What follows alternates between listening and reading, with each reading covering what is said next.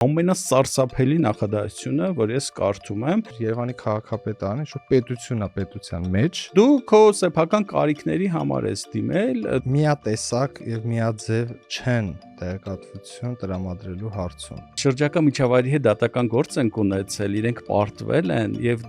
դրանից հետո իրենց վարքագիծը փոխվեց։ Ֆիզիկայի ինստիտուտի վերաբերյալ